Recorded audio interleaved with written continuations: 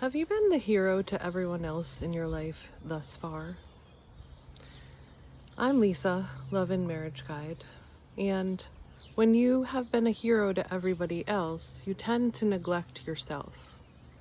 That would be the shadow side of the hero.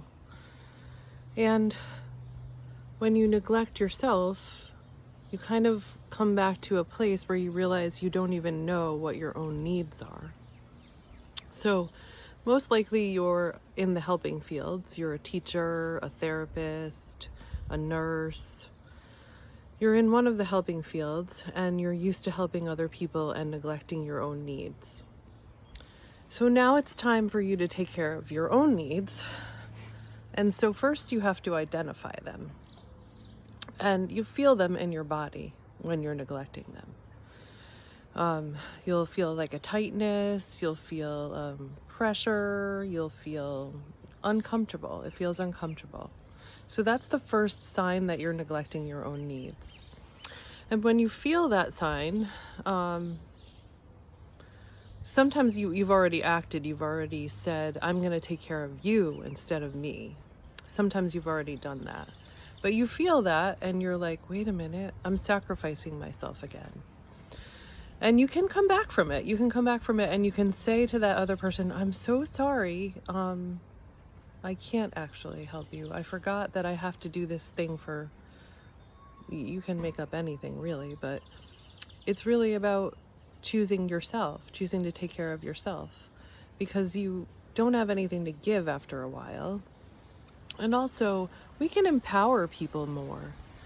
We can empower people to be their own heroes. They have more strength within them that we haven't seen either. So sometimes it's about seeing the strength in them and empowering them. And then I think we need to choose ourselves first and create that. But sometimes it helps to know that that other person can take care of themselves. They do have the resources to do it. You don't need to do it for them. And it's actually sometimes more helpful for you to say no and let them figure it out on their own. So how can you identify your own needs and learn to take care of your own needs? You know, sometimes it's hard. Like sometimes we need to exercise. Sometimes we need to eat healthier.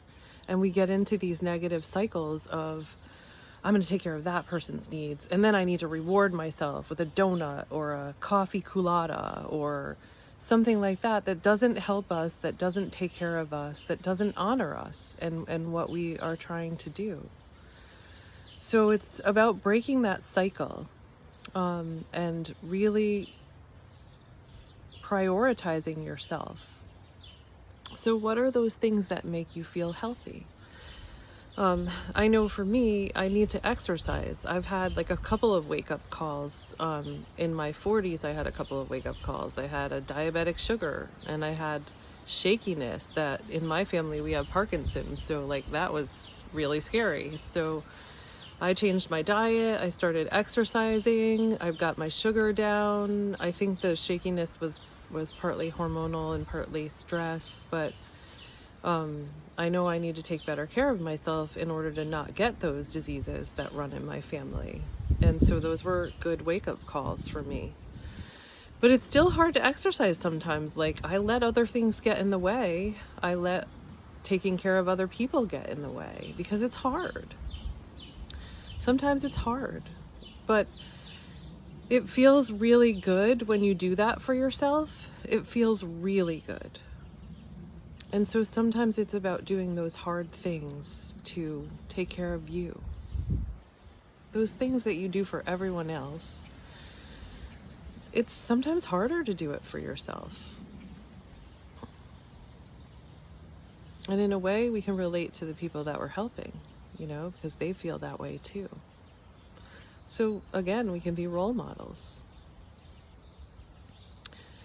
So I hope that was helpful, and I hope that you can learn how to be your own hero.